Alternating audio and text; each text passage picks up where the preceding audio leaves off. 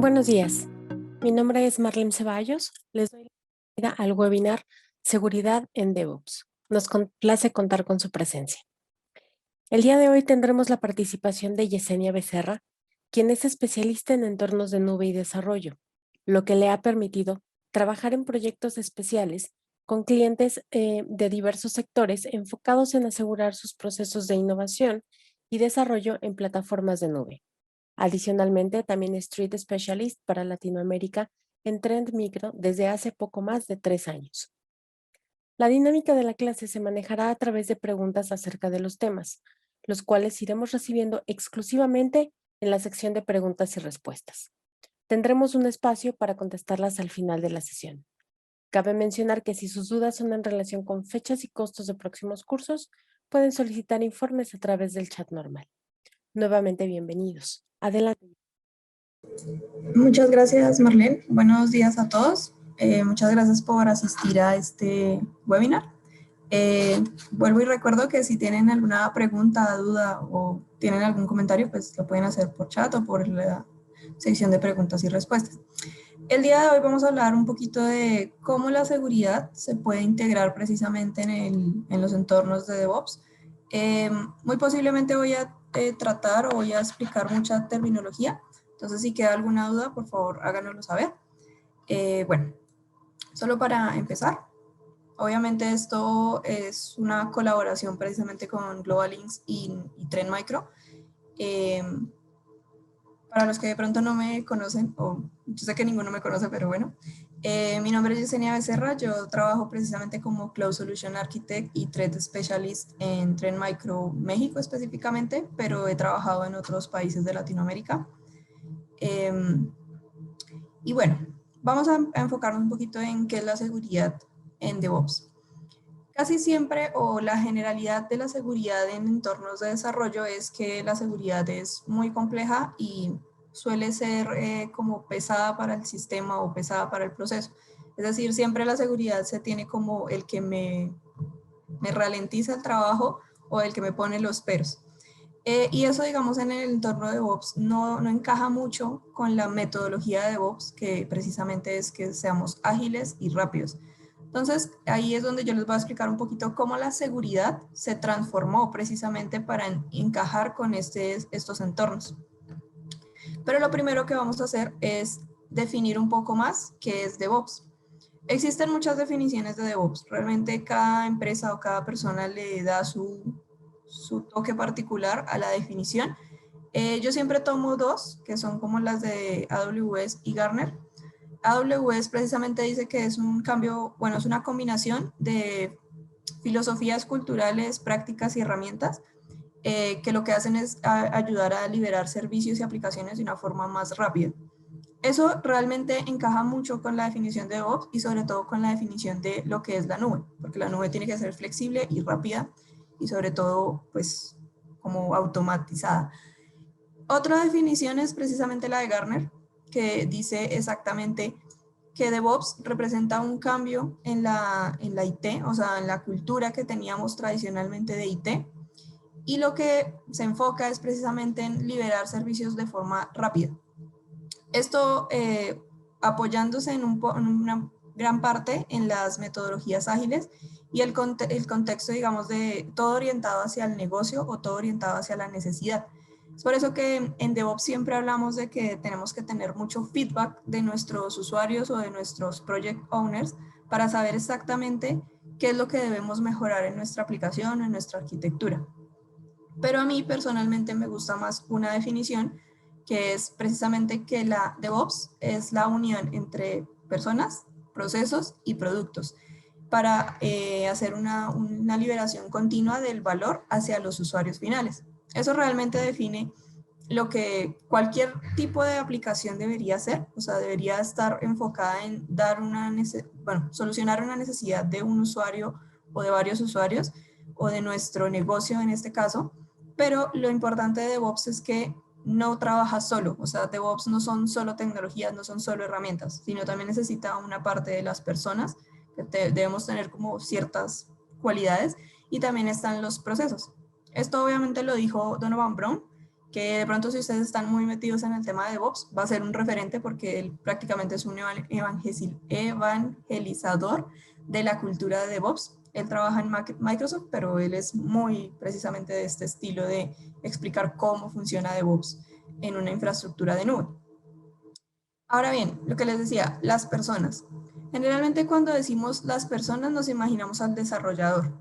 Aquí es importante aclarar que en DevOps no solo hay los desarrolladores, o sea, también hay personas de operaciones, personas de infraestructura, también hay personas de IT, también hay personas de DevOps, digamos más a la automatización, hay personas de seguridad, que más adelante lo vamos a ver, y es como que trabajen en conjunto, es lo más importante. Los procesos, o sea, obviamente el yo definir cómo quiero hacer mi aplicación, cómo quiero precisamente que funcionen estos ciclos, cómo quiero obtener la información y la data de mis usuarios, y obviamente la tecnología. Yo me voy a concentrar mucho en esta parte, ahorita les voy a hablar mucho de tecnología precisamente porque es nuestro objetivo, y solo voy a definir un poco lo que pasa con las personas y los procesos. Ahora empecemos con las personas. Lo que les decía al principio, siempre hay como un equipo enorme de DevOps, pero hay un equipo más pequeñito de infra y la parte de seguridad es muy, muy, muy pequeñita dentro de los equipos. Y es por el mismo, digamos, la misma naturaleza de las funciones de seguridad, porque siempre seguridad es como que tiene que tener cumplimiento, tiene que poner controles y eso ralentiza mucho. Y entonces los desarrolladores son como, no quiero meterme con seguridad porque me va a afectar mis tiempos de despliegue, me va a afectar muchas cosas. Entonces ellos suelen separarse mucho del área de seguridad y la verdad no deberían, pero es como una tendencia muy normal. Entonces lo que sucede es que en todo ese equipo enorme que existe en DevOps, casi todas las necesidades obviamente van enfocadas en el negocio. Y a veces se deja de un lado precisamente el tema de los controles y la seguridad. Entonces ahí es cuando empiezan como todos los, vamos a decir, problemas que podemos tener en infraestructuras o en entornos de DevOps. Una de las cosas también bien importantes de destacar es que una persona que trabaja en DevOps debe saber muchas cosas, o sea, no es tan especializado como en el mundo tradicional, porque antes en el mundo tradicional teníamos una persona enfocada o específicamente para administración de firewalls, también teníamos una persona específica para administración de virtualización y así con cada una de las capas que tenía nuestra arquitectura. Pero ahora con este mundo que es un poco más flexible, que incluye entornos híbridos, o sea, puede incluir nube, on-premise, SaaS, PaaS, IaaS, cualquiera de las infraestructuras, se hace necesario y obligatorio conocer ciertas cosas, ¿no? Entonces, saber de programación, obviamente, a nivel de Linux, a nivel de lenguaje, programación orientada a objetos, también saber de containers, de orquestación, de serverless, también el tema de administración de sistemas, administración de nube, despliegues en nube.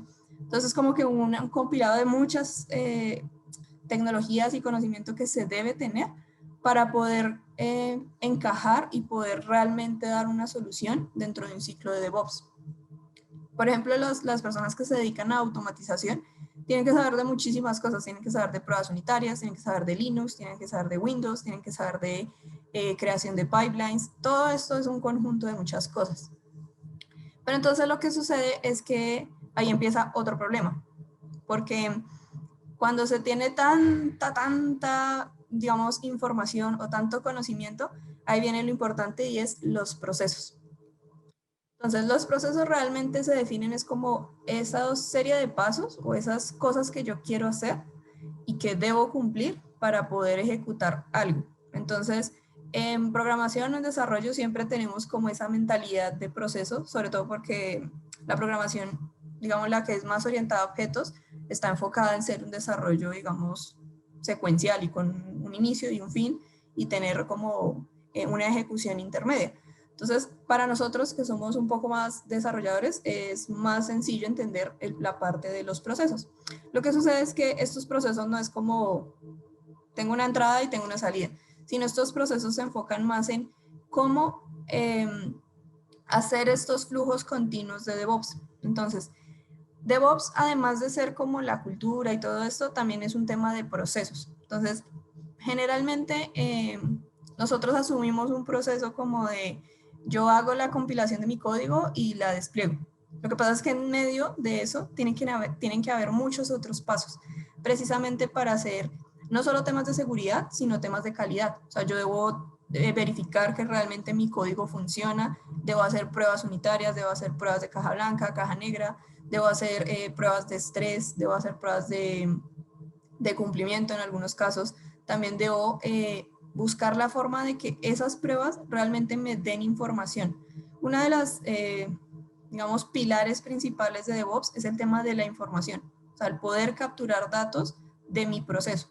Esto todo va enfocado en que cuando yo llegue o vuelva nuevamente a mi planeación o a mi ciclo de mejoras, pueda tener la información de saber qué es lo que debo mejorar. Porque lo que sucede es que cuando yo trabajo en un ciclo sin ningún tipo de feedback de ninguno de los pasos de mi proceso, pues yo realmente no voy a tener tanta información para saber qué es lo que tengo que solucionar.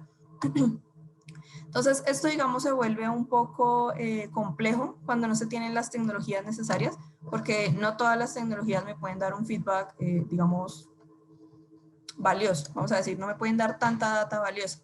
Porque, por ejemplo, los IDEs, donde yo desarrollo código, ellos me dan información sobre la ejecución, pero yo no sé si ese código realmente está cumpliendo con la funcionalidad que tengo que cubrir. Entonces ahí es cuando empiezan a entrar como este tipo de herramientas estilo Veracode o otras que realizan como el análisis de la calidad del código, que más adelante las vamos a ver. Entonces aquí es bien importante esa parte.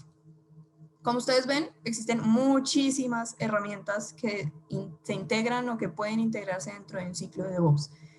Aquí lo más importante de entender es que todas estas herramientas no se tienen que usar todas, eso sí es cierto, pero sí hay una gran mayoría que deberían ser obligatorias dentro de un ciclo de DevOps. Sobre todo el tema de los tickets, el tema de los pipelines. Esto realmente, los pipelines son un pilar principal en una arquitectura de DevOps, sobre todo porque el pipeline lo que permite es esa automatización, porque si yo voy a trabajar en DevOps, pero voy a hacer despliegues manuales y construcción de software manual, pues realmente no estoy haciendo DevOps, simplemente estoy haciendo un proceso tradicional de desarrollo de software literalmente con las manos, o sea, no funciona de esa manera, porque DevOps lo que busca es que seamos ágiles y que esas tareas que se vuelven repetitivas dentro de un proceso de desarrollo, pues que las pueda hacer un software, o sea, para eso realmente están hechas estas tecnologías.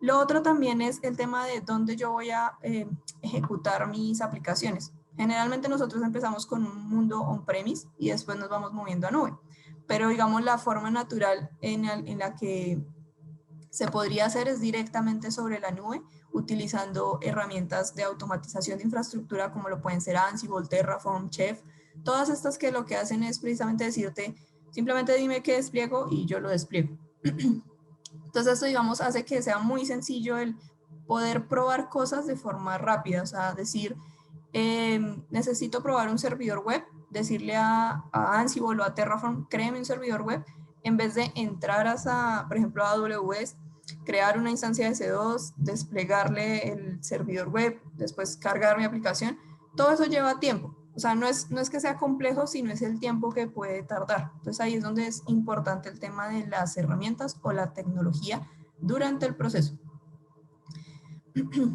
Y lo otro es la automatización. Lo que les decía, cuando uno empieza a adquirir esta cultura, se vuelve muy de, yo quiero automatizar todo porque las cosas se vuelven muy repetitivas. O sea, el hecho de que yo tenga que siempre estar probando que mi código cumple con, por ejemplo, que no tenga errores de sintaxis. Cada vez que yo tenga que probar esto, digamos, es como tiempo que me va a tomar a mí como desarrollador y que debo aprovechar de otra manera. Entonces ahí es donde viene todo el tema de la automatización. Un entorno, digamos, de DevOps bien desarrollado y automatizado puede realmente requerir que solo el desarrollador haga un commit y listo. La herramienta de automatización y orquestación va a hacer todo el trabajo siguiente y simplemente le va a decir, listo, está bien, desplegó o no. eso realmente es el objetivo o a lo que uno quiere llegar cuando empieza a adquirir estas tecnologías o esta cultura de DevOps dentro de las organizaciones. Obviamente no es sencillo porque, lo que les decía, existen muchísimas herramientas que en sí hacen muchas cosas similares y a veces no es tan sencillo saber cuál es integral y cuál es no. Y aquí viene otra parte importantísima del ciclo de DevOps o de un DevOps bien desarrollado, y es el tema de infraestructura como código. Lo que les decía al principio, el ejemplo del Terraform. Realmente la infraestructura como código es lo que me permite que yo pueda generar infraestructura simplemente ejecutando un comando y de forma muy rápida. Esto obviamente va apoyado muy de la mano con la nube, porque la nube despliega obviamente mucho más rápido que una infraestructura virtualizada, porque por ejemplo yo en VMware puedo desplegar servidores, digamos, de forma automatizada, pero se tarda un poquito más porque tengo que esperar a que el sistema cargue y demás. En cambio la nube, como es un poco más rápida y tiene sistemas, digamos, diferentes de virtualización, literal es como en un minuto que yo puedo tener una máquina con mis servicios y mi aplicación cargada.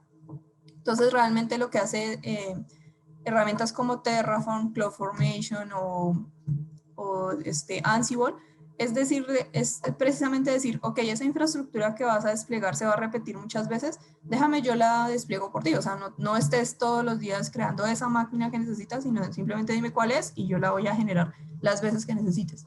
Entonces ahí es donde también viene un poco el uso, por ejemplo, del autoescalamiento que pueden dar las nubes, porque a veces yo creo un servidor, pero no tengo en cuenta cuántos usuarios tengo, entonces yo no sé cómo, digamos, aumentar mis servicios para siempre tener la calidad con el usuario.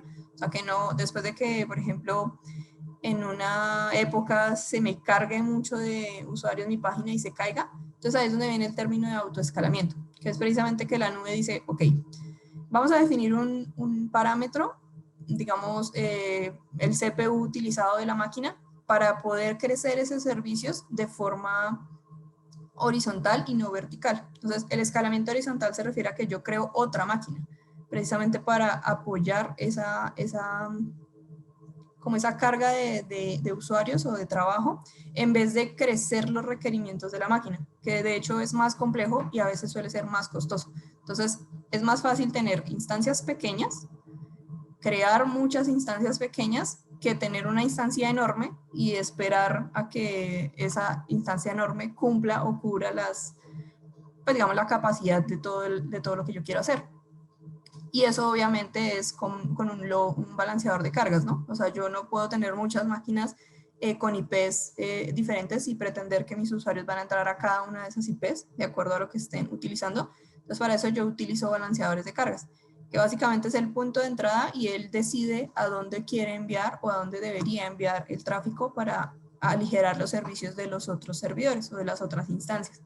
Entonces, esto, digamos, cuando yo lo quiero crear a punta de consola, por ejemplo, de AWS, me puede tardar unos 15 minutos, mientras yo voy a las VPCs, voy a los Autoscaling Group, configuro un Launch Configuration, después hago la integración con el balanceador de cargas, después conecto las máquinas a ese balanceador de cargas, después verifico que realmente esas instancias tengan mi aplicación. Todo eso me puede llevar unos 15, 20 minutos.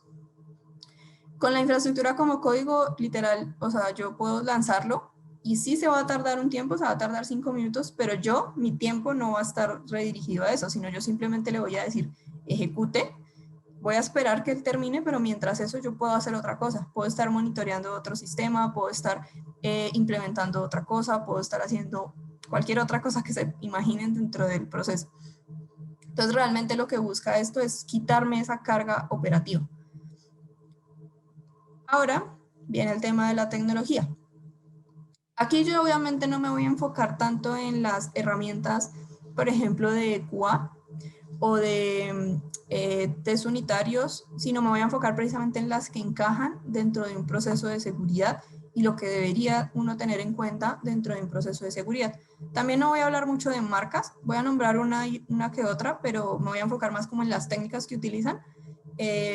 Más que todo porque para no decirles como esta es la herramienta que deben usar, porque realmente ese no es el objetivo, sino es lo que deberían buscar o las capacidades que deberían poder integrarse dentro de un ciclo de DevOps. Entonces, la nube es una de las tecnologías o de las herramientas que sí deberían, sí o sí, aprender a utilizar y sobre todo implementar dentro de un ciclo de DevOps. Lo que les decía al principio, o sea, es la facilidad de que puede ser muy rápido. Y también la ventaja que tiene esto es que ellos tienen servicios especializados y yo no los tengo que desarrollar de cero.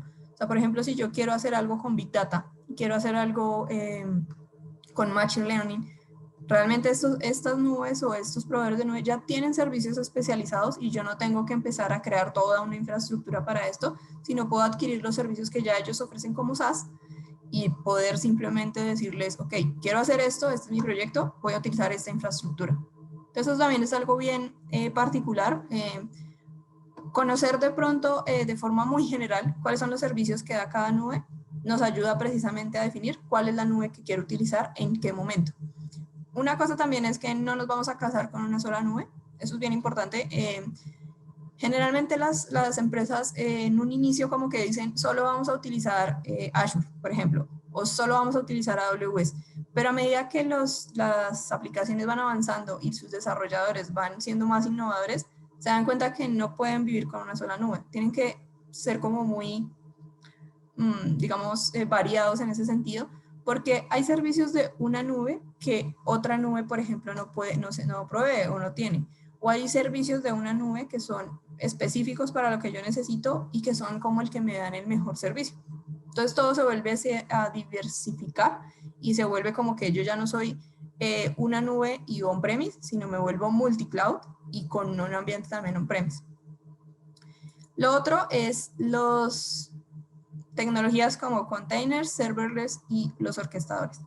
Esto es bien importante y sobre todo la parte de containers y serverless, porque en el desarrollo tradicional de aplicaciones yo siempre trabajaba como que tenía servicios o desarrollos directamente sobre un servidor y ese servidor tenía que tener una versión muy particular de Java, una versión muy particular de Apache, tenía que tener configurados ciertos IP tables, o sea, tenía que tener una configuración muy específica. Y esa configuración específica lo que me traía a veces era más problemas, porque yo como desarrollador preparaba mi ambiente, preparaba mi aplicación, funcionaba en mi entorno, pero cuando yo lo iba a enviar a producción fallaba. Y era porque el ambiente de producción no estaba actualizado, no tenía la versión específica, de pronto tenía una versión diferente del kernel, o sea, empezaban como muchos problemas y por eso a veces no funcionaba. Entonces, esto lo que hace es volver lento el proceso. Y lo que hizo Containers precisamente fue decir, ok, vamos a encapsular la aplicación, no me importa en dónde esté, o sea, no me importa si está el ambiente de containerizado está sobre un Linux o sobre un Ubuntu, no me interesa, o si es un Windows, no me va a importar. Yo simplemente voy a encapsular mi aplicación y voy a poner exactamente lo que yo necesito. Entonces, lo que uno hace con Containers es que uno arma precisamente un Dockerfile y ahí le dice, ok, mi aplicación es una aplicación de Python, entonces necesito esta versión de Python, que puede ser Python 3.2. Necesito que tenga estas librerías, que yo las voy a desplegar directamente del repositorio de PIP. Después voy a cargar estos archivos que son de mi aplicación y la voy a exponer o la voy a publicar sobre este puerto. Y listo. Yo cuando hago eso, esa construcción de esta imagen, ya mi aplicación tiene definido todo lo que yo quiero y todo lo que necesito. Y eso, digamos, por el lado de los desarrolladores está perfecto. Pero ahí viene un tema, ahorita les voy a hablar un poquito más, el tema de la seguridad, porque contenedores, su naturaleza es precisamente estar aislado y eso lo que evita es que nosotros como parte de seguridad podamos tener alguna visibilidad sobre esto. Y ahora un poco hablando con el tema de serverless y los orquestadores. Los orquestadores es básicamente la herramienta principal para el manejo de aplicaciones más complejas en contenedores. Yo, por ejemplo, puedo tener orquestadores a nivel de automatización del pipeline o de la construcción, que podría ser un Jenkins o un GitLab, o también puedo tener orquestadores a nivel de infraestructura como pueden ser Kubernetes. Entonces ahí pueden existir muchas herramientas, o sea, realmente para Kubernetes existe Rancher, OpenShift, existen varias. Y el tema de serverless es que como yo ya no tengo una infraestructura, entonces literal yo ya no me preocupo por nada. O sea, ahí es un poco complejo porque yo me tengo que preocupar por muchas cosas, pero de mi código. Y lo que sucede con serverless es que a veces no se tiene en cuenta que si bien serverless es como la capa de simplemente yo ejecuto mi código, ahí existen otras responsabilidades que deben caer sobre el usuario o bueno, el desarrollador en este caso. Entonces es bien importante que tengan en cuenta cuáles son las diferentes tecnologías y sobre todo en qué capa están para ustedes saber cuál es la que les conviene. Una cosa que yo les voy a decir es que no siempre es containers y no siempre es serverless. O sea, generalmente cuando existen aplicaciones, por ejemplo, tipo API o cuando yo quiero hacer una aplicación, por ejemplo, para pagos en línea, todo eso, siempre voy a tener como diversificado. O sea, voy a utilizar tanto serverless como containers, pero nunca voy a hacer como que todo serverless y todo containers, porque a veces las capacidades de una tecnología con otra, pues me convienen más. Y finalmente, el tema de las APIs. Aquí es un tema muy recurrente y sé que de pronto ustedes, si ya están como más en este tema de desarrollo, digamos el término lo van a entender muy fácilmente. Realmente la ventaja que tienen las APIs sobre un sistema o un proceso de DevOps es el tema de que pueden automatizar prácticamente cualquier cosa. O sea, yo con la API puedo integrar diferentes herramientas dentro de un pipeline, puedo hacer que esas herramientas me den información hacia por ejemplo, a un CIEM o un PagerDuty, puedo hacer que se me generen automáticamente tickets de mejoras dentro del proceso para mi backlog. O sea, puedo hacer muchísimas cosas con las APIs. Y las APIs, también ahorita les voy a mostrar cómo las APIs pueden aplicar o pueden ayudar precisamente a un proceso de seguridad.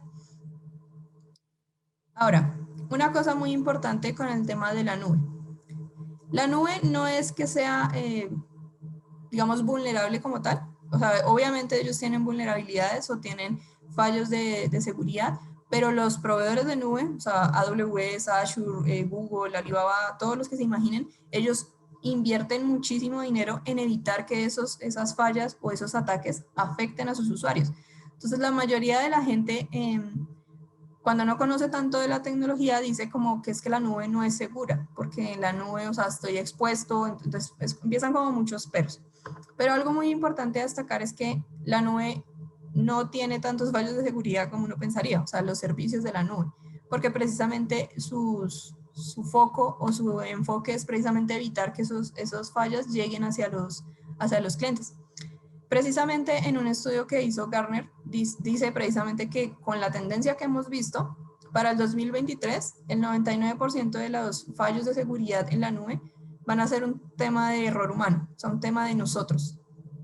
Y es por algo que se conoce como las misconfiguration o malas configuraciones. Una cosa muy importante en la nube, que nosotros siempre iniciamos como experimentando ciertas cosas, pero a veces no entramos al detalle de ciertas configuraciones de los servicios. Entonces, de hecho, entre las malas configuraciones más comunes está precisamente el storage access, que es precisamente que yo despliego un Azure Blob, un S3, un Amazon S3 y lo dejo público y empiezo a subir información ahí. Pero esa información, uno, puede que no esté cifrada y dos, puede que sea privada o confidencial.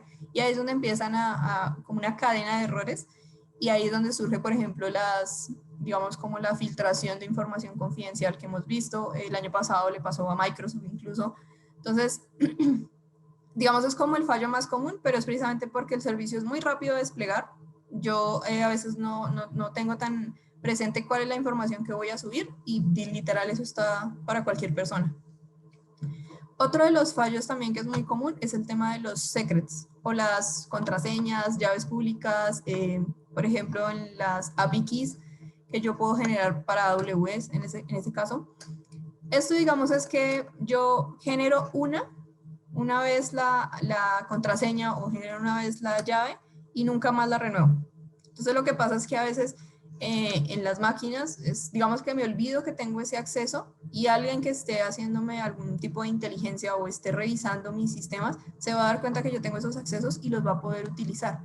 Y como yo no estoy pendiente o no estoy atenta de quién es el que está utilizando qué llaves, pues no me voy a dar cuenta qué es lo que están haciendo. Entonces a veces sucede que meses después se dan cuenta en la factura, digamos, de AWS, que hubo un cargo de, no sé, de $200 porque se desplegaron muchas instancias y no saben de qué servicio ni nada. Entonces, muy posiblemente fue que algunas credenciales fueron vulneradas, fueron utilizadas de forma fraudulenta y les llevó o digamos, les trajo fue un problema económico sobre todo. Eso, digamos, es un ejemplo muy light, porque realmente las credenciales yo las puedo utilizar no solo para aprovecharme, digamos, de los sistemas, sino también para vulnerar los sistemas, para ver información confidencial, para descargar información confidencial. O sea, muchas cosas se pueden hacer con los secrets, y por eso es importante tener como un sistema y un proceso correcto de administración, de monitoreo, que es también algo bien importante, que de hecho viene en la parte siguiente.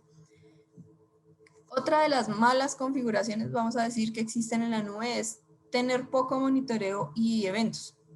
Obviamente yo entiendo que poner eventos en todas las cosas suele ser como complejo, y lo que pasa es que me lleno de eventos y realmente no sé por dónde empezar.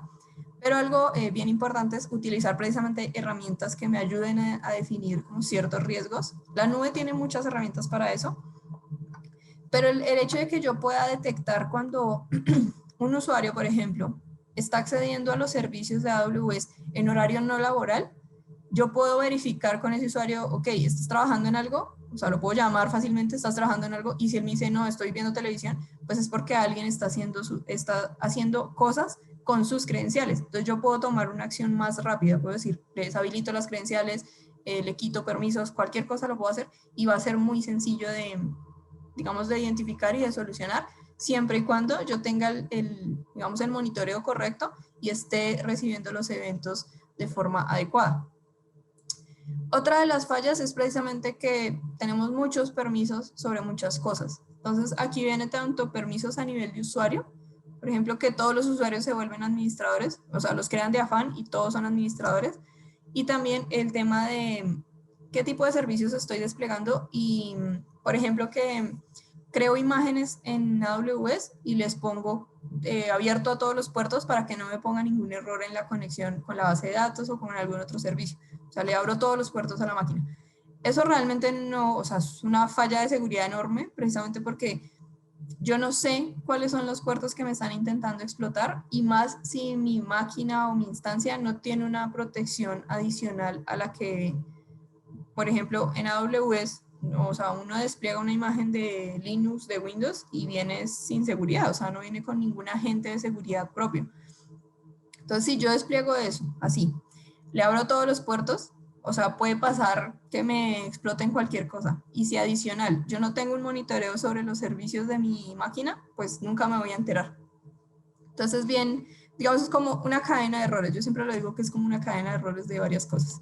Y ya finalmente en el top 5 está el tema de la falta de validación. Esto es bien importante, sobre todo cuando utilizamos software de terceros, que yo no valido exactamente qué es lo que estoy desplegando o qué es lo que hace esa función. Entonces puede que digamos, hace unos, creo que un mes, hubo un caso de una librería en JavaScript que era, digamos, oficial, vamos a decir, pero no es, la descargaron de una fuente no oficial. O sea, digamos, es como una librería muy específica para temas de interfaz gráfica, para hacer que digamos, los menús se desplegaran correctamente y todo eso. Pero lo que pasa es que lo descargaron de otra fuente, o sea, lo descargaron de otra página. Y en ese mismo script venía un tema de inserción para minería. Entonces, realmente los usuarios que estaban utilizando esa página estaban siendo utilizados para hacer minería de criptomonedas. Y es porque el desarrollador que hizo esto no validó exactamente el código que estaba implementando en la aplicación. Dijo, es una librería de JavaScript para un tema gráfico, no lo voy a revisar. Lo integró directamente en la aplicación, envió a producción, y después los clientes empezaron a quejar de que tenían muchos problemas de performance y demás. Entonces, ese, digamos, es como un punto bien importante sobre las fallas que pueden existir, sobre todo en la nube. Estos son más mis configurations en nube. Ahora bien, cuando hablamos de contenedores, generalmente, bueno, ahorita ya es más normal o más común que se interprete las fallas en los contenedores como fallos de software o de código, Pero algo muy importante es que los contenedores no es algo como misterioso del mundo underground o algo así, o sea, realmente se está utilizando muy masivamente. Precisamente más del 84% de las organizaciones tienen contenedores en producción. Aquí una cosa o una tendencia que sucede, sobre todo en Latinoamérica, es que a veces el área de seguridad no sabe que eso existe. O sea, el área de seguridad está como tan separada y tan desligada del proceso productivo que no conocen qué es lo que se está utilizando. Entonces a veces no saben que existen contenedores, digamos, corriendo en producción. Otra de las estadísticas es precisamente que más del 78% de las organizaciones tienen una plataforma derivada de Kubernetes para orquestación. Esto es bien importante porque a veces nosotros decimos, no, yo solo trabajo con contenedores, pero realmente trabajar con contenedores así, solito, o sea, solo motor de Docker, va a ser muy complejo. O sea, cuando yo quiero volverme más productivo y quiero hacer automatización, necesito herramientas estilo Kubernetes, porque me permite crear aplicaciones de otro estilo. Y lo otro es que el 94% de los usuarios que utilizan Kubernetes han tenido al menos un incidente de seguridad en los últimos 12 meses. Pueden ser incidentes de seguridad de la plataforma, o sea, de Kubernetes, o pueden ser incidentes ocasionados por fallas en los, o bueno, por utilizar contenedores de fuentes no fiables, ¿no? Entonces, aquí es, digamos, más enfocado a lo que yo hago durante el proceso, a las validaciones que hago durante el proceso. Lo otro, hablando ya más de la aplicación, o sea, me fui, digamos, desde la nube, que es la infraestructura, después Kubernetes y contenedores, que vendría siendo el motor o la tecnología, y ahora sí vamos a hablar de las aplicaciones. Entonces, una de las cosas es que la seguridad en aplicaciones es algo que está en auge, digamos. O sea, más desde el año pasado se ha visto que es como una necesidad más y más, digamos, obligatoria o urgente, precisamente porque han surgido muchos errores y muchos fallos de seguridad por malas configuraciones, por software, digamos, desactualizado, software sin soporte, o sea, varias cositas. Entonces se está viendo precisamente que la tendencia es que la seguridad en aplicaciones se va a volver un hit. Entonces, si se vuelven expertos en seguridad en aplicaciones, van a tener una oportunidad enorme, digamos, laboralmente. Una de las cosas es que casi el 60%, o bueno, más del 60% de las aplicaciones son aplicaciones web o son enfocadas en web. Y esto es precisamente cuando yo genero aplicaciones multiplataforma, yo no voy a hacer una aplicación para móvil, una aplicación para o sea, para los computadores y una aplicación para tabletas. Yo hago una sola aplicación y lo que hago es tener interfaces diferentes para esos dispositivos. Entonces ahí es cuando viene un poco el concepto de que yo puedo utilizar APIs, puedo utilizar cliente-servidor, puedo utilizar diferentes tecnologías para poder lograr esto. Esto obviamente es con el objetivo de que yo, como desarrollador de aplicación, quiero llegar a más gente. Entonces, si tengo multiplataforma, es mucho más sencillo que yo llegue a más gente. Porque si tengo solo aplicación móvil y solo la hago para Android, por ejemplo, entonces mis usuarios de iOS no la van a poder utilizar y simplemente no les va a interesar. Entonces, por eso, digamos, esa tendencia a que la mayoría de las aplicaciones se vuelven siendo más web o enfocadas sobre todo en web. Y lo otro es que el 70% de esas aplicaciones pues tienen vulnerabilidades o han tenido, digamos, brechas de seguridad o, digamos, filtración de datos, que es la más común. Y eso es por algunas cosas que les voy a explicar más adelante. Ahora hablando un poquito del open source. Yo sé que nosotros cuando estamos en desarrollo como que asumimos muchas cosas del open source, o sea, como que es algo natural para nosotros porque la mayoría de las librerías, la mayoría de los lenguajes trabajan precisamente con open source, pero una cosa importante de entender, aparte del licenciamiento, o sea, open source no necesariamente es que es gratis, o sea, open source es básicamente que es una comunidad que no está financiada por, digamos, una empresa enorme, está apoyando y está constantemente buscando bugs, haciendo mejoras sobre esas herramientas. Entonces, digamos, en desarrollo de aplicaciones, de software, cualquier cosa, casi el 80% de ese software tiene librerías o está utilizando open source. Entonces, es como que no es algo ajeno a nosotros, o sea, el open source está ahí, siempre está ahí en esos desarrollos. De este 80% de aplicaciones que tienen precisamente open source, más del 90% están utilizando, digamos, se utiliza a nivel de global sobre IT. Entonces, si utilizamos GitHub, GitLab, o sea, cualquier tipo de herramienta open source, ya pueden entrar en esa categoría de que utilizas open source. O sea, no es necesariamente librerías como tal, pero sí utilizan open source. Y lo otro es que las vulnerabilidades precisamente en el open source están creciendo en los últimos 3 años. Y esto realmente es una tendencia muy normal, porque entre más se utilice una tecnología, los cibercriminales más van a intentar explotarla, porque obviamente es más, digamos, es masivo. Porque para ellos es mucho más sencillo, digamos, mandar una campaña o mandar algo que puede afectar a muchos usuarios, que empezar a hacer como a usuarios específicos, a ver qué es lo que tiene y demás. Si no empiezan a hacer cosas muy genéricas, a ver cuál cae, vamos a decirlo de esta manera. Entonces, obviamente, si se incrementa el uso de open source, indiscutiblemente van a empezar a aparecer más vulnerabilidades sobre esto. Y digamos, esta misma tendencia sucedía en Microsoft y ahorita sucede en Linux. Antes, hace muchos años, se tenía la concepción de que Linux no era vulnerable, porque obviamente todas las vulnerabilidades y todo el malware sería era para Windows, pero es porque Windows está prácticamente en cualquier casa. O sea, Windows es como el sistema operativo de hogar y de empresa masificado. Pero ahora, con el crecimiento y con la implementación de tantos servidores, se empezaron a ver más vulnerabilidades sobre Linux. Entonces empezó precisamente a cambiar ese mindset de que era Windows el que era vulnerable y Linux no. Y realmente no, o sea, realmente no es que Windows sea vulnerable, sino es el más vulnerado. Pero vulnerabilidades en Linux existen y van a existir siempre, porque una vulnerabilidad es simplemente una falla, una forma de vulnerar o de saltarse ciertos controles del sistema, lo que nosotros generalmente conocemos como un bug.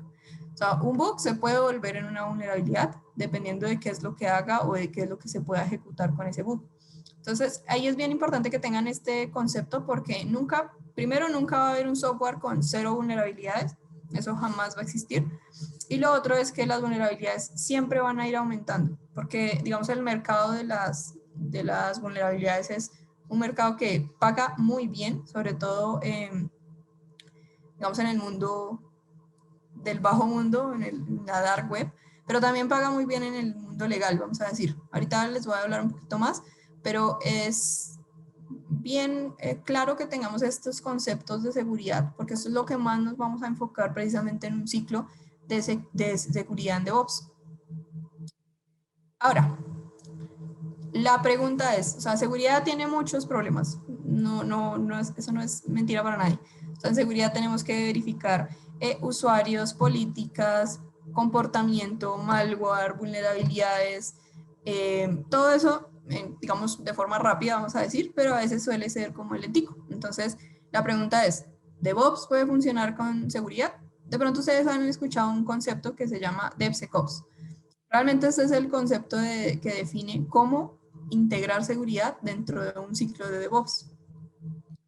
Entonces, hay dos formas, digamos, de integrar seguridad en el equipo de DevOps. Uno, forzar la seguridad al equipo de DevOps, y lo otro es trabajar con el equipo para integrar la seguridad, o sea, para que el ciclo de DevOps esté de acuerdo o esté, digamos, la seguridad dentro del ciclo de DevOps esté de una forma natural dentro del proceso. Entonces, obviamente, como dice el meme, es mejor trabajar con el equipo de DevOps para integrar la seguridad, en vez de decirles como, tienen que poner esto porque yo lo digo, sino simplemente trabajar, sobre todo para encontrar un equilibrio entre las necesidades del proceso y las necesidades del negocio. Digamos, ahí es cuando es bien importante esta parte.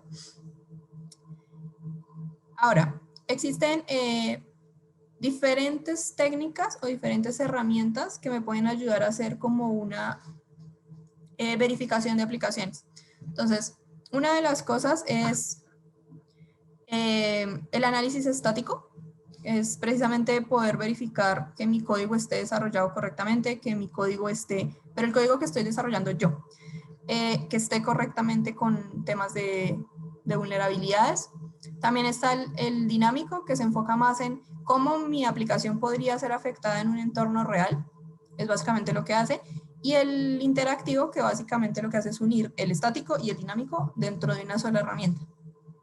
Pero existe también algo que se llama como software Composition Analysis. Este, digamos, es más enfocado en el open source, sobre todo, y en aplicaciones de terceros o componentes de terceros. Y también incluye, digamos, a veces verificación de licencias.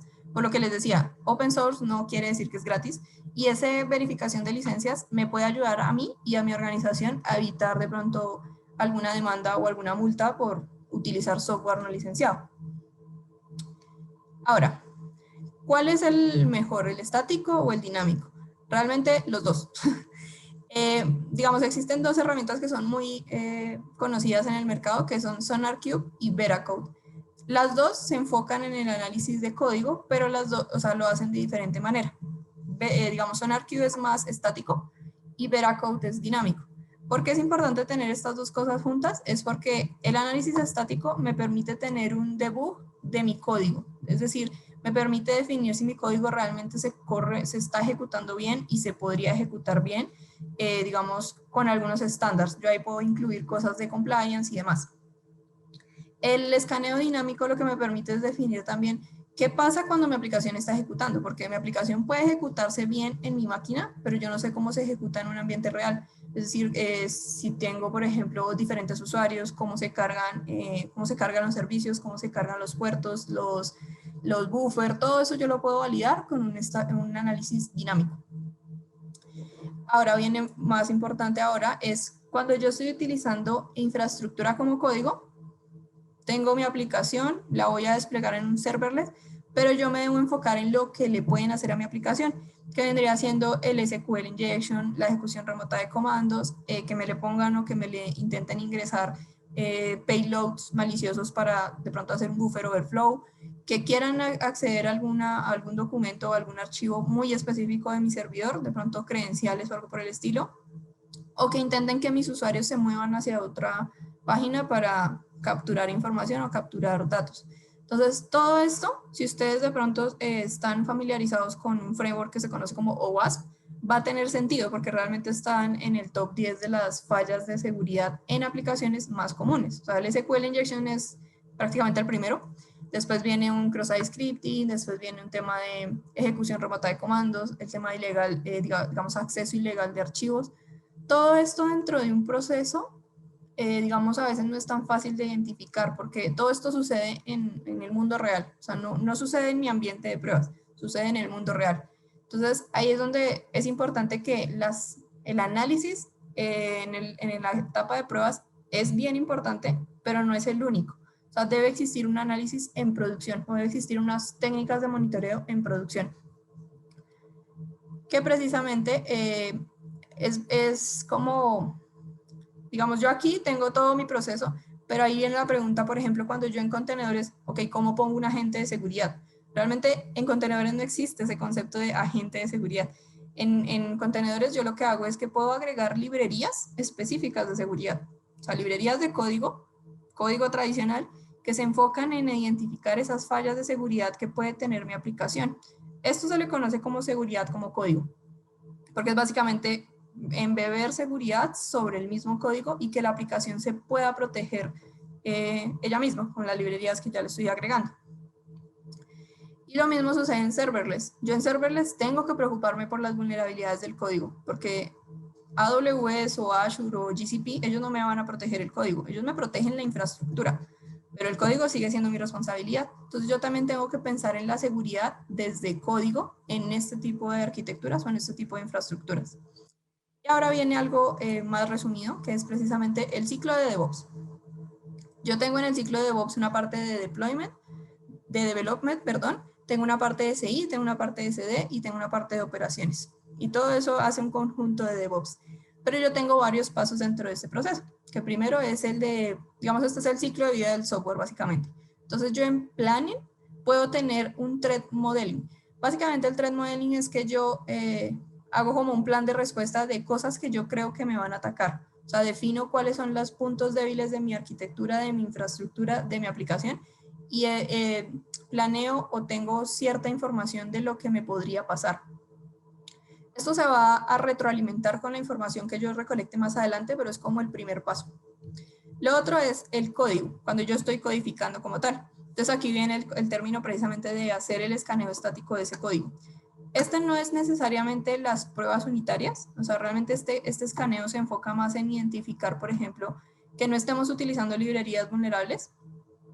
De pronto ustedes han visto si utilizan VS Code o utilizan alguno de estos, digamos, editores de código de nueva generación, vamos a decirlos. Ahí hay posibilidad de integrar muchos plugins que me ayudan a verificar esto. O sea, que en el momento en que yo guarde un archivo, él me dice si las librerías que estoy importando tienen vulnerabilidades o son válidas o tienen una versión superior. Digamos, hay herramientas como Vera, CodeSonarQ, Sneak. Todas estas herramientas tienen como ese enfoque. Y lo del Software Composition Analysis, que también es lo mismo. Es identificar si mi código está bien, o sea, o si la forma en la que yo estoy codificando me puede llevar a una ejecución remota de algún comando, o me puede llevar a una explotación de buffer overflow. Entonces, ahí es como para tener en cuenta esta parte. Ya cuando estoy en el build, ahí es donde viene el análisis dinámico, que esto más es como una ejecución controlada de mi aplicación. También viene el mismo del Software Composition Analysis, también puede entrar en esta parte. Y aquí algo bien importante es el Image Container Scanner. Entonces, el container como tal, yo ya lo codifiqué en mi Dockerfile y lo hice una imagen. Entonces, esa imagen yo la debo escanear, sobre todo para identificar las vulnerabilidades de los paquetes que estoy utilizando o las vulnerabilidades que tiene mi imagen base. Recuerden que yo en un contenedor, digamos, si voy a hacer una aplicación en Python, escojo una imagen base de Python y pongo mi aplicación. Pero esa imagen base de Python, si yo la descargo de una fuente que no conozco o la descargo de la misma fuente, digamos, de Python, pues esa va a tener ciertas vulnerabilidades asociadas. Aquí lo importante es conocerlas para que yo sepa cómo las puedo solucionar, ya sea en productivo con alguna herramienta de red o con un tipo de control, o lo puedo solucionar actualizando la plataforma, actualizando la imagen, demás. O sea, es más, digamos, efectivo saber qué es lo que me puede pasar que esperar a que me pase. O sea, si yo tengo la visibilidad, puedo saber realmente cómo afrontarla. Porque de hecho hay una frase que dice, no se puede proteger lo que no se puede ver. O sea, si yo no sé qué vulnerabilidades tengo, pues no voy a saber cómo protegerlas. Ya cuando yo después de un build, precisamente hago ciertos testing, que aquí viene el tema del IAST, que vendría siendo el interactivo, que lo que les decía antes era que combina el estático y el dinámico. Y también viene un testing, digamos, de la infraestructura. Si estoy utilizando nube, tengo que hacer un análisis de compliance de que mi infraestructura realmente esté cumpliendo con las buenas prácticas, sobre todo para evitar lo que les comentaba al inicio del tema de las misconfiguration. La otra parte es el release, que ya es cuando yo ya lo voy a liberar. Entonces, aquí también viene el SSA, también puede ir en ese proceso, pero aquí viene un configuration drift. Entonces, el configuration drift básicamente es que yo verifique que realmente mi aplicación está bien configurada, que no está utilizando demasiados permisos. Por ejemplo, que mi contenedor no tiene acceso a nivel de host, o que mi aplicación no tiene permisos de ejecución sobre el registro del sistema, o que tiene solo los necesarios para los registros específicos. Esto obviamente es para evitar que si alguien vulnera mi aplicación, pues se aproveche de esos malos privilegios y me pueda afectar los servicios. La parte ya del deploy, que aquí viene un concepto bien importante, que era lo que les comentaba al principio de las librerías enfocadas en la seguridad, o el Security as Code, que de hecho es una categoría de herramientas que se conocen como los RASP, que son Runtime Application Self Protection. Entonces, básicamente son librerías de seguridad que se implementan dentro de la aplicación y ayudan a proteger la aplicación desde dentro, o sea, directamente en la aplicación. Aquí también vienen otros conceptos que es el de IDS y IPS, que básicamente es prevención de intrusiones, o sea, evitar que las vulnerabilidades que me están intentando explotar realmente sean explotadas. También está el tema de los WAF. Realmente el WAF es muy importante dentro de una arquitectura. No se reemplaza, por ejemplo, con la tecnología del RASP, aunque trabajan sobre los mismos, digamos, categorías de ataques, no se reemplazan, son, digamos, están enfocadas en dos cosas diferentes en ese sentido. Y aquí también viene el tema de los secret management. O sea, es bien importante tener el tema de los secret management, precisamente para evitar que se aprovechen de como fallas de configuración. Ya cuando estoy en la operación, que esto era lo que yo les decía que es bien importante, poder recolectar información de la operación. Entonces, aquí viene precisamente tener la información de lo que está detectando mi RASP, de lo que está detectando mi IDS, mi IPS, tener información de lo que está detectando el WAF y sobre todo de la administración de los secrets. Esta información me va a ayudar en la parte de mi plan, precisamente para el threat modeling o para definir políticas. Y ya al final es el monitoreo más de forma estática, vamos a decir, que es el tema de monitorear la aplicación. Aquí puede ser monitoreo de performance, de ejecución, de usuarios, de calidad, pueden ser cualquier tipo de monitoreo. También el tema de seguridad, saber quién está ingresando, cómo está ingresando, si me está poniendo, digamos, payloads o requests maliciosos. Y todo, sobre todo el compliance. Aquí el compliance monitoring, que ustedes ven que abajo dice CSPM, esto hace referencia a una categoría de herramientas que se conocen como los Cloud Security Posture Management. Entonces, básicamente lo que hacen estos es verificar que los servicios estén cumpliendo con las buenas prácticas. ¿Por qué necesito precisamente saber que están cumpliendo con las buenas prácticas? Porque si bien yo hice una definición de una arquitectura, eso no evita o no implica que la arquitectura pueda cambiar en producción. Entonces, yo no me puedo quedar únicamente con la verificación que hice en desarrollo, sino tengo que siempre mantener una verificación para identificar si por alguna razón se cambia alguna configuración o mis servicios están siendo manipulados. Entonces ahí es donde viene bien importante esta parte.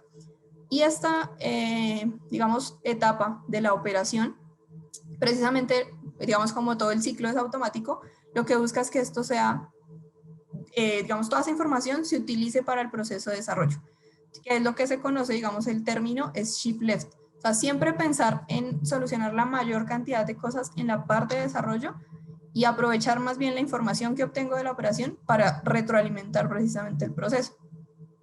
Entonces, esto es como lo principal, vamos a decir. O sea, existen aquí otras muchas técnicas. Realmente, en temas de seguridad existen muchísimas técnicas en el área de desarrollo, pero estas son como las más comunes, las más utilizadas y las que deberían ser necesarias en cualquier tipo de ciclo de DevOps, y sobre todo si nos vamos a enfocar en seguridad, son como las principales y las que dan más valor hacia el negocio, porque todo esto me puede ayudar a identificar si mis aplicaciones están siendo utilizadas correctamente, si mis usuarios las están utilizando correctamente y sobre todo si yo estoy correctamente configurado. Y listo, realmente eso era todo lo que yo les quería hablar de hoy. Me pasé un poquito del tiempo, perdón. Solo les quiero dejar dos cositas de detalle. Aquí es como una arquitectura muy simplificada de cómo funcionaría o de cómo debería funcionar precisamente un ciclo de DevOps. Aquí pueden ver como las técnicas que les mostré en la parte derecha, digo en la parte izquierda, y en la parte derecha ven la infraestructura. Obviamente, si necesitan que les compartamos la presentación, lo podemos hacer sin ningún problema. Lo otro es que ustedes pueden ingresar a la página de Trend Micro. Hay una sección específica para ayudar a los Cloud Architects, que es precisamente para definir estas malas configuraciones, temas de ayuda, todo eso lo van a poder obtener. Y también hay una sección para temas de DevOps. Digamos, este sí se lo recomiendo porque aquí hay mucha información sobre tendencias, o sea, sobre técnicas, lo que está pasando, guías de cómo hacerlos, cumplir con buenas prácticas. Entonces aquí hay mucho contenido, sobre todo para DevOps. Entonces si lo quieren consultar, pues ahí está. Y listo, ahora sí dejo el espacio para preguntas. Perdón, Marlene, que me pasé. No te preocupes, Yesenia, muchas gracias. Tenemos la pregunta de Jorge Alberto Andrade. ¿La seguridad está incluida en DevOps? Digamos, cuando se inició DevOps, no. Lo que se quiere es que sí tiene que estar incluida. O sea, realmente la forma buena, digamos, de hacer las cosas es que sí esté incluida desde el inicio, o sea, desde punto cero debe estar incluida la seguridad en DevOps. Generalmente nosotros en DevOps tenemos muchas herramientas y no siempre están enfocadas en seguridad, sino están más enfocadas en agilizar y en poder generar velocidad, pero sí deben estar enfocadas en DevOps. Por su naturaleza, DevOps sí incluye muchos temas de buenas prácticas, pero existen como dos capas de seguridad. La capa sencilla, que vendría siendo los análisis, y la capa más compleja, que es el tema de monitoreo en la operación, que era lo que les mostraba aquí antecitos. Esta parte, digamos, lo que aparece como operación, esa es la parte, digamos, como más avanzada de la seguridad. Pero, o sea, digamos, es algo que debe estar incluido o debería estar incluido. Ok, muchas gracias. Nos pregunta también Jorge Alberto, ¿dónde entra la generación para control de versiones en DevOps? Digamos, esa parte es más sobre lo que yo estoy haciendo acá en el plan y el code. Cuando yo, digamos, es que el manejo de versiones entra más con el tema de que yo tengo diferentes equipos, tengo diferentes personas para cada equipo y ahí es cuando empieza a tener el control de versiones. El control de versiones no entra tanto en la seguridad con DevOps porque realmente la seguridad está como un poco separada o desligada del control de versiones, porque digamos el control de versiones como tal debería poder cumplir con su objetivo principal, que es definir cuál es la versión que yo debo hacer release para que no me afecte la aplicación. Obviamente, el control de versiones se puede aprovechar de mucha de la información que proporcionamos con seguridad, con los análisis, para definir exactamente si esa versión digamos, es válida o no, porque él puede decir, ok, esta versión que estoy desplegando o que está desplegando mi desarrollador tiene muchas vulnerabilidades, yo no lo voy a liberar, o sea, simplemente lo devuelvo al proceso. Entonces, realmente el control de versiones viene un poco más aquí, donde yo estoy planeando y hago el código. Cuando yo termino de codificar, yo hago un commit, que vendría siendo para hacer el build, y ahí es donde entra el control de versiones. Pero digamos, si pensamos un poco en el ciclo de DevOps, el control de versiones se sale un poco, digamos, de la parte de seguridad, porque es más de proceso, digamos, normal. Por eso no lo nombré tanto acá, pero sería en esta partecita como de code y build, en esas dos fases. Muy bien, gracias. Nos pregunta Pedro Martínez, ¿cuáles son las principales observaciones que se deben considerar desde el punto de vista de seguridad? Digamos, en la parte operativa, lo que más se debe uno enfocar es en el comportamiento del usuario sobre la aplicación.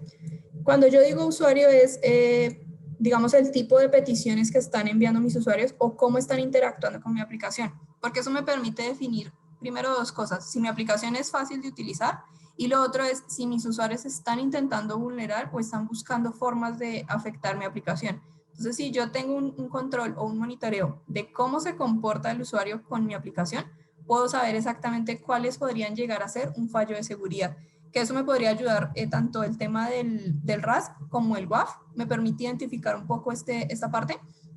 Y lo otro es el comportamiento de la arquitectura o de la infraestructura sobre, digamos, lo que ya está en productivo. Esto, por ejemplo, cuando yo utilizo autoescalamiento, yo puedo saber si mis servicios están escalando de una forma acelerada sin tener digamos, la cantidad de usuarios esperada. Porque aquí puede ser un problema de que tengo un malware o que tengo sí, puedo tener un malware que está siendo utilizado para hacer despliegue de malware o hacer conexiones maliciosas o hacer minería de criptomonedas, que puede ser la otra opción. Entonces también yo monitorear cómo se está comportando mi infraestructura me puede ayudar a identificar como esos fallos de seguridad. Por eso yo les decía al principio que la parte de monitoreo es como crucial en un sistema de seguridad, porque ahí es donde yo puedo identificar lo que está pasando digamos, en el mundo, porque lo que yo hago controladamente en mi ambiente pues es controlado, o sea, yo no voy a saber qué técnicas nuevas hay. Y precisamente la parte operativa es la más crítica porque él me permite identificar cuáles son esas nuevas técnicas, qué es lo otro que están intentando hacerle a mi aplicación. Entonces, ahí está como las dos partes. Uno es el comportamiento del usuario y otro es el comportamiento de la infraestructura. Excelente, muchas gracias. Nos pregunta Saúl Adair San Miguel, ¿DevOps es solo para arquitectos o desarrolladores? Digamos, DevOps como nació era más para desarrollo de aplicaciones ágiles. Lo que pasa es que las tecnologías que yo utilizo dentro de DevOps son tan variadas que puede aplicar para un cloud architect, puede aplicar para un arquitecto de software, puede aplicar para los de pruebas, puede aplicar para automatización. O sea, realmente en el proceso pueden integrarse muchísimos tipos de perfiles. Entonces, realmente no es que esté diseñado para desarrolladores, sino que realmente está diseñado para que las organizaciones liberen funcionalidades, sean innovadoras de una forma rápida, utilizando la tecnología como su principal herramienta. Entonces, digamos, no es que esté diseñado para una categoría específica, sino está diseñado para ayudar a que las empresas liberen más fácil. Digamos, el ejemplo más práctico es, por ejemplo, una fintech. Las fintech, ellas por su naturaleza nacen con este tipo de cultura, o sea, de cultura de DevOps, porque ellas tienen que liberar rápido, entregar un producto rápido y obtener ganancias de forma también acelerada. Entonces, ahí es donde pueden entrar diferentes perfiles y todos pueden estar incluidos dentro de un proceso de DevOps. Gracias, Yesenia. Nos pregunta Walter Galván, ¿Cómo recomiendas incluir las buenas prácticas de DevSecOps en organizaciones que tienen implementadas metodologías ágiles y que al intentar incluir estas prácticas argumentan que esto afecta los procesos de entrega de los desarrollos? Esa es una muy buena pregunta y yo también me enfrento mucho con eso en mi trabajo porque, digamos, yo trabajo precisamente en pro de las necesidades del cliente. Ahí, digamos, la mejor forma es lo que les comentaba al principio, no forzar, digamos, las políticas, sino más bien demostrarles qué beneficios pueden obtener.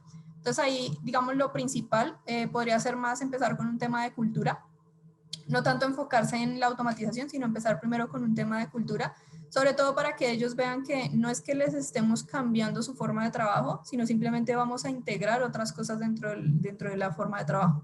Porque las metodologías ágiles también trabajan con este tipo de ciclos continuos, solo que lo hacen de una forma un poco diferente. Entonces, si empezamos explicando cuáles son los beneficios de DevOps, cuáles son las buenas prácticas, cómo les ayuda precisamente, o sea, cuáles son los beneficios que ellos van a obtener implementando este tipo de tecnologías, va a ser mucho más sencillo que ellos lo adopten. O sea, no ponerlo como una ley corporativa, sino más bien decirles, miren, vamos a hacer este cambio cultural y de tecnología, pero es porque vamos a obtener esto, esto y esto. O sea, mostrar beneficios creo que es la mejor forma de que estos equipos que son más tradicionales, vamos a decir, adquieran este tipo de culturas y adquieran este tipo de, como de formas de trabajo.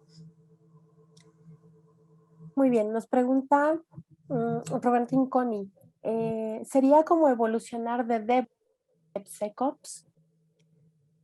A mí no me gusta separar como tal DevOps de DevSecOps. O sea, para mí, yo creo que lo primero es que nosotros en nuestra mente precisamente relacionamos que DevOps debe tener ese sec, así no lo tengamos en las siglas. O sea, siempre debe existir ese sec. Realmente no se debe separar porque una cosa depende de la otra. O sea, DevSecOps no funciona sin DevOps. Y lo más importante es eso, de que siempre tengamos en la mente de que diga DevOps no quita que no exista el SEC, o sea, tiene que existir. Entonces es más como complementar el ciclo de DevOps en pro de obtener mejores beneficios. Una cosa que de pronto no nombré es que las empresas pierden muchísimo dinero en los incidentes de seguridad. O sea, porque la seguridad siempre es como lo último que se piensa y lo último que se aplica, y generalmente se aplica cuando ya sucedió el incidente.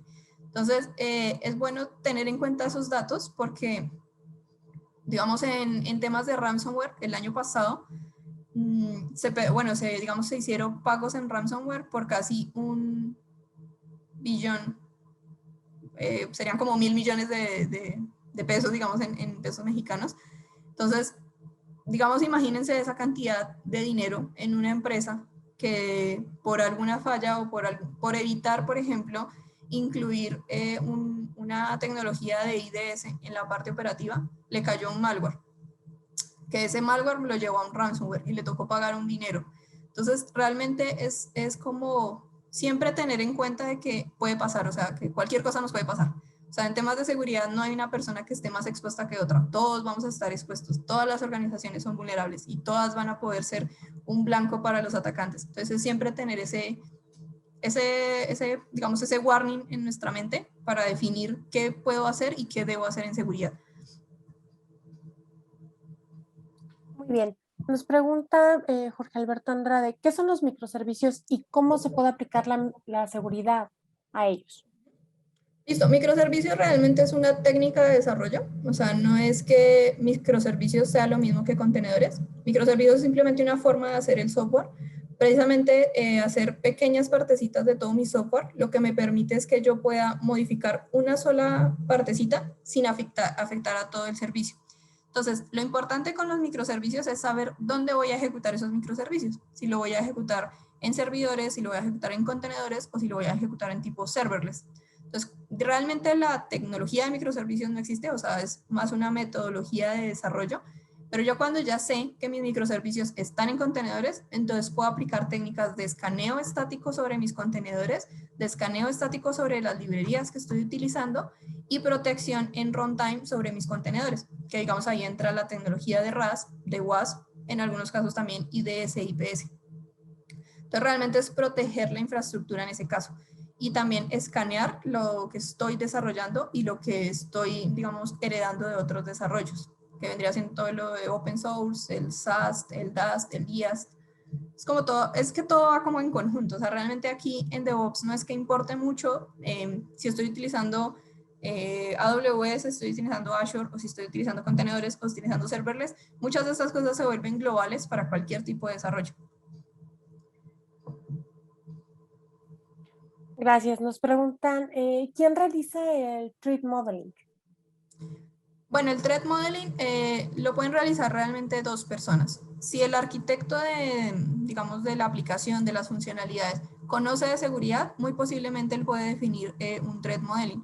Obviamente se debería apoyar de una persona experta en seguridad, o sea, por ejemplo, de un arquitecto de seguridad que conoce los riesgos o cómo se realizan los ataques. Él podría apoyar ese proceso, pero generalmente es como el arquitecto que define las funcionalidades, que define cuáles son los pasos del proceso, cuáles son los controles. Entonces aquí podría también entrar la persona, digamos, de compliance. Realmente lo que yo sugiero, precisamente cuando las organizaciones están adquiriendo DevOps, es que no exista una sola persona para hacer cada cosa, sino que sea como equipos de trabajo para hacer este tipo de cosas. Porque digamos, una sola persona puede tener un concepto, pero no tiene la globalidad del asunto. Entonces, a veces nos quedamos con lo que sabe una sola persona, pero es mucho más valioso que se una lo que saben 4 o 5 personas. Entonces, el threat modeling, generalmente, digamos, en la empresa donde yo trabajaba antes, se hacía en conjunto. Hacíamos una mesa de trabajo precisamente para definir esto y se hacía precisamente pensando en lo que nos puede pasar y utilizando la información que teníamos de la parte operativa. Entonces, no es como que sea una sola persona, pero sí debería ser, por ejemplo, un arquitecto de software o un arquitecto de seguridad. Debería estar como en ese proceso. Muy bien. Y por último nos preguntan, ¿en cada etapa se aplican pruebas diferentes o las mismas del SCA? Pueden ser diferentes. Realmente en la categoría de los SCA existen varios tipos de SCA. O sea, hay SCA que se enfocan en el tema de vulnerabilidades, hay SCA que se enfocan en licencias, hay SCA que se enfocan en, por ejemplo, en QA. Entonces, dependiendo del SCA que tengamos, va a aplicar en una diferente. Por ejemplo, cuando yo quiero revisar licencias y vulnerabilidades, yo lo debería aplicar en el release. Precisamente porque ya es cuando ya estoy seguro de que lo voy a liberar, ahí es cuando debo verificar si tengo la licencia correcta, si estoy utilizando realmente un software licenciado. Y la parte, por ejemplo, de vulnerabilidades, yo la podría hacer precisamente en el build, porque ya es como mi desarrollador ya hizo sus cambios, ya sabe que esto le funciona. Ahora sí voy a verificar si esas librerías que está utilizando el desarrollador están bien, digamos, de forma segura, tienen alguna vulnerabilidad o si tienen algún fallo que yo pueda solucionar en este momento. Entonces ahí es como entender un poco más cuáles son las capacidades que necesito en cada proceso y ahí definir dónde voy a aplicar el SCA. Yo en el gráfico lo puse en varios puntos precisamente porque pueden aplicar en varias etapas del desarrollo, pero depende un poco del tipo de SCA que estemos implementando. Muy bien, Yesenia, pues muchas gracias. No me queda más que agradecerte toda la información que nos proporcionaste el día de hoy y agradecerles a todos ustedes por su presencia, por su atención, por el tiempo, igual al equipo de Global Links. Y pues bueno, algo más, algún comentario final que tengas, Yesenia. No, muchas gracias a todos.